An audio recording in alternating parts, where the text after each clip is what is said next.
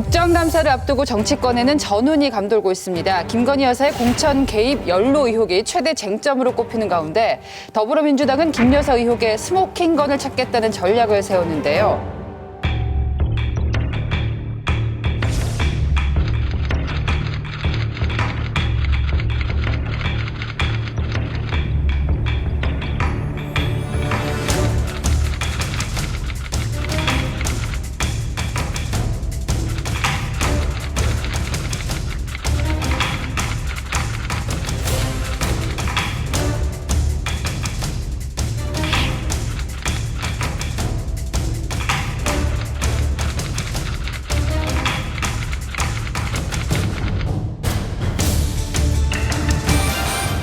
내가 그래서 대통령 여사한테 딱 한마디 뭘 어떻게 해드려야 됩니까? 라고 참여하니까 당선되면은 아크로비스타 축소를 줬지. 그랬어요? 뭘 주면 돼요? 아크로비스타 축소. 그 여사가 정말 대단합니다. 작년에 기사가 그렇게 떴을 겁니다. 그래서 이준석 대표가 이래 제가 2번을 갔다 거기에 그런데 거기에 2번 다 똑같은 분이 배석하셨다. 윤 핵감보다 더 친하신 분이 그게 저예요. 명태균 씨로 좁혀보면 정치권에서는 꽤 알려진 인물이었다 이런 얘기들이 나오는데 혹시 들어보셨어요?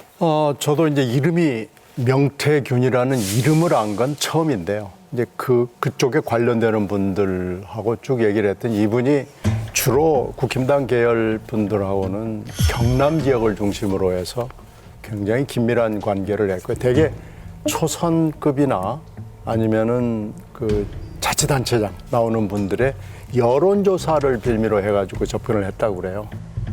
내가 여론조사를 해주겠다, 얼마면 되겠다, 뭐 이렇게 하는 건데요. 그리고 이제 이분이 김영선 의원을 축으로 해서 연결고리로 해가지고 중앙에 여러분들한테 접근을 했고요. 지금 현재 뭐 다들 이 문제가 되니까 손사래를 치는데 실제로 내밀한 얘기를 좀 들어보면은 김종인 위원장도 굉장히 여러 번 만났다고 그래요. 근데 언변도 뛰어나고 정세 분석도 정확하고 그러기 때문에 예. 김종인 위원장도 처음에는 경청을 했다고 그래요. 김종인 위원장이 이준석 대표를 소개했을 가능성이 높거든요. 김정일 위원장은 설명을 좀 드리면 4월 10일 날 전화 왔어요. 영 사장, 나는 앞으로 어떻게 해? 원내대표 당대표 선거가 있다면서요. 원대표는 누구가 됐으면 좋겠어요? 김기현. 당대표는요? 젊은 사람을 한참 있다가 김웅. 알았습니다. 김웅이는 영감이 불러갖고 내 전화번호 주고 전화해서 김웅이가 요 앞전에 나와서 올 때 만나면 안 되는 세 사람 앞에서 내까지 있는 것 같아. 그 봐봐요. 내가 브로커라고 지는 생각했다고. 그 지는 전당대회 때 캠핑카 타고 도망가 버렸어요. 그래갖고 전화 온 게 이준석이에요. 그러면 건대 앞에서 만난 거 누가 그렇게 짰겠어요? 치매 첫 공식 행보라고 한 거. 그걸 하게 한 거는 나. 그게 나온 사람이 나예요.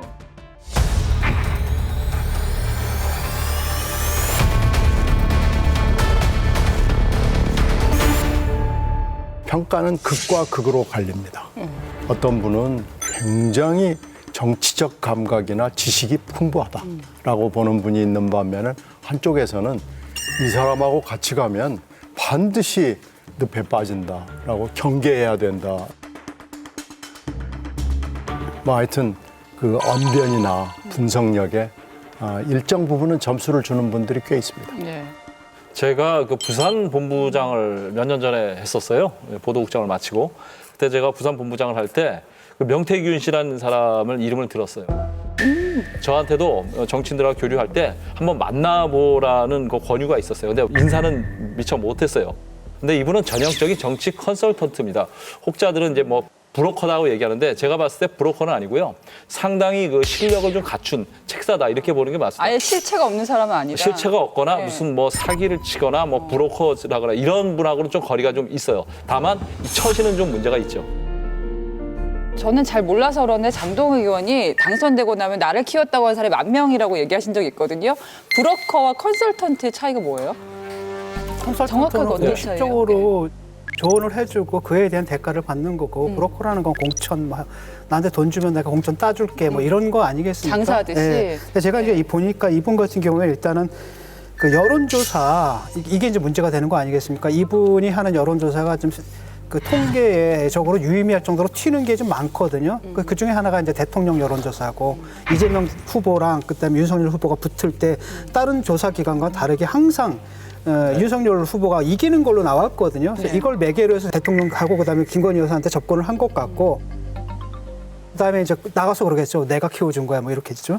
또 하나는 뭐냐 이준석 대표가 그 돌풍을 일으키는 당대표가 될 때 아닙니까? 그때도 뭐 이준석 대표는 통계적으로 유의미한 차이는 없다라고 얘기를 하지만 어쨌든 그때도 그 결과를 가지고 이준석 대표랑 또 접촉하고 그렇게 해서 됐기 때문에 어떻게 보면은 자기 나름대로는 사람들한테 팔고 다닐 수가 있는 거예요. 내가 대통령 만든 사람이야? 내가 이준석 당대표 만든 사람이야? 이걸 가지고 그걸 가서 친분을 과시해가지고 여기저기에다가 아마 뭐랄까 장사를 하고 다닌 것 같아요. 왜냐하면 이거 말하는 것 보게 되면은 아니 의원한테 피 뜯는 건 나 처음 봤거든요. 안 됩니다. 그러니까 이게 뭐라 그러냐. 의원님 공천 어떻게 받으신지 아시죠? 왜냐면 의원님이 제 딸을 평생 책임져야 합니다. 이런 말을 했다라는 건 결국 뭐냐면은 그게 사실이든 아니든 간에 네. 어쨌든 성공한 공천은 내 덕이다라고 얘기를 하면서 여사 얘기를 팔면서 대가를 달라고 하는 것 같아요. 문제는 지금 명태균 씨와 관련해서 지금 기사가 나는 것은 지난 2024년 총선에 김건희 여사가 영향력을 행사했느냐. 이 문제인 것이고요. 지난 총선에서 또 김 여사가 한 대표에게 그 당시 비상대책위원장에게 문자를 5개를 보냈는데 다 소위 일십했다. 일십했다. 절차다 보십니까? 라고 지금 알려지고 있지 않습니까? 네. 그래서 내가 사과를 할 것이냐 말 것이냐 이것을 가지고 문자를 했는데도 대답을 안 했다라고 하면 공천과 관련해서는 딱히 큰 영향이 없지 않았을까. 사실 명태균 씨의 녹음 파일이 나오고 나서 이 보도가 되고 난 이후에 제가 한 대표에게 물어봤습니다. 이거 어떻게 된 거예요? 라고 물었더니 시끄러워서 제가 잘랐어요. 깨끗하게 잘랐어요. 그렇게 말씀하셨어요. 이게 전체 워딩입니다. 그게 어떤 뜻입니까? 시끄러워서 잘랐어요. 김영선 전 의원에 대한 공천을 얘기하는 거겠죠. 그래서 제가 볼 때는 명태균 씨가 간섭했다라기보다는 명태균 씨는 좀 이름을 좀 팔고 다닌 것 같아요. 팔고 다니고 또 부탁도 했겠죠. 그다음에 또 김건희 여사가 들어주는 척도 했겠고 어떤 부분도 노력까지 했는지는 모르겠습니다. 그런데 공식적으로 먹힐 수는 없었어요. 이게 분명하거든요. 한간에 나오는 얘기로는 뭐 김종인 위원장이라든지 이준석 대표, 뭐 오세훈 시장, 박완수, 김영선, 함성득 이런 분들 보수 인사들과도 굉장히 가까웠다 이런 얘기들이 나오는데요. 지금 이준석 대표가 갑자기 좀 조용해지긴 했는데 그 이준석 대표한테 비판적인 그 반응 중에서는 지선 대선에 이준석 대표가 본인이 이겼다라고 얘기했는데 명태균 씨가 영향을 미친 거 아니냐. 사실 뭐 그게 얼마나 영향을 미쳤을까. 특히 이분이 이제 영남에서 주로 활동한다라고 하면 영남 선거는 여당과 야당의 그 우위를 결정짓는 선거가 아니라 여당 내에서 지금 누가 되느냐를 결정하고 또 공천 받는데 영향을 미치고 뭐 이러는 것이기 때문에 네. 이게 뭐 지선이나 이 선거에 결정적으로 영향을 줬다 저는 이렇게 보기는 어렵고요. 다만 이제 개혁신당과 관련해서 나온 그 사진은 상당히 곤혹스러운 것은 사실인 것 같습니다. 옛날에 뭐 자다가 봉창두 들이 소리라고 그랬는데 요즘은 자다가 홍미화 씹는 소리라고. 아니 지금 이 뭐야 이게. 멋있는 거. 지금 이 이준석 대표가 조용하게 된 이유는요. 자꾸 이상한 소리를 하길래 내가 매화 삽질하는 걸 공개했지. 근데 이게 진짜인지 아닌지는 모르지만 하여튼 매화 삽질 이후에 이준석 대표가 지금 말을 못하는 말은 하는데 말을 안 하는 것 같아요. 말을 하는데 뭐 하여튼 지금 조용한 사태가 벌어지고 있는 게 눈으로 보이기 때문에 이거 그럼 진짜인가? 뭐 이런 얘기가 지금 왔다 갔다 하고요.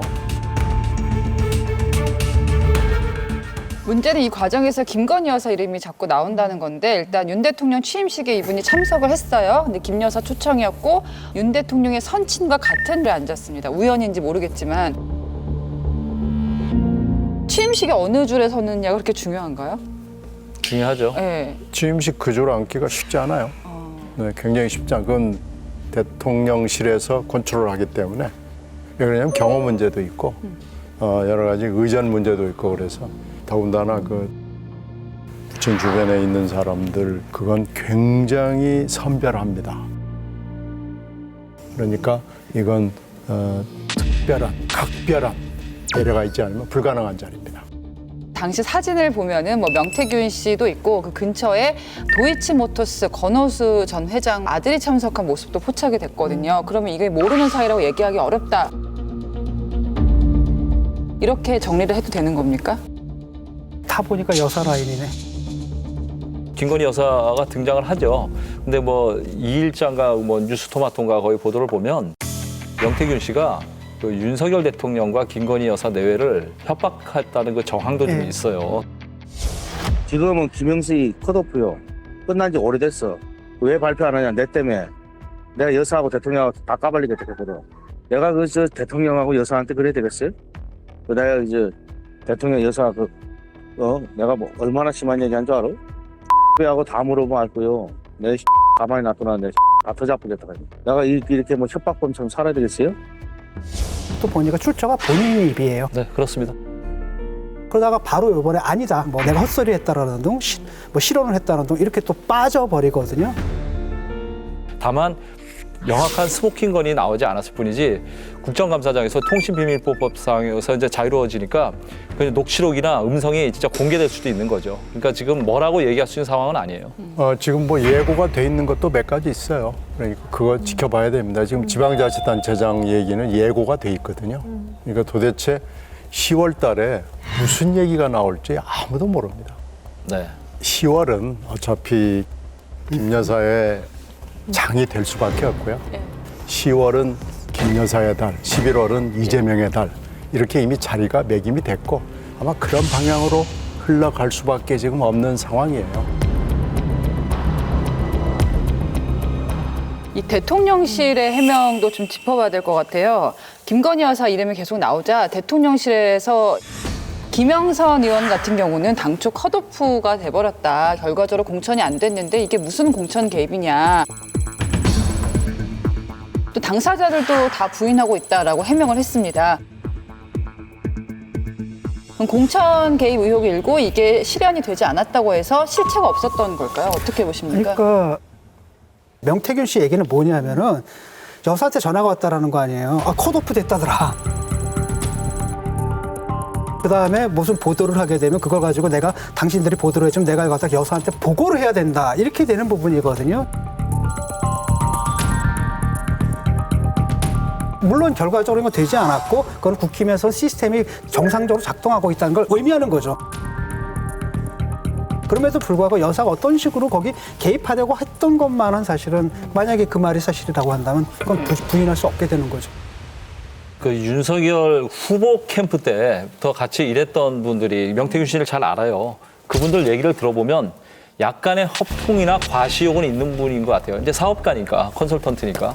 그런데 김건희 여사가 공천에 개입했다는 근거나 주장은 없어요. 그러니까 이분이 직접 국감장에서 녹취록을 틀거나 뭐 내용을 더 공개하면 되는데 지금 계속 그거는 나오지 않고 있거든요. 저는 끝까지 이 부분은 가지 않을 것이다 생각하고 있습니다. 보험용으로 볼 수도 있는 거거든요. 만약에 네, 갖고 있다고 한다면은 네. 지금 내가 수사받지 않느냐. 근데 뭐 누구한테 5천만 원 받고 누구한테 뭐 의원실에서 세비의 절반을 갖다 받았고 이런 부분에 대해서 나를 지켜달라. 뭐 그렇게 갖고 있을 수도 있는 거죠. 어떻게 보면. 여러분, 여기를 눌러서 구독을 해주시면 강적들 컨텐츠를 빠르게 만나보실 수가 있습니다. 알람 설정도 잊지 말아주세요.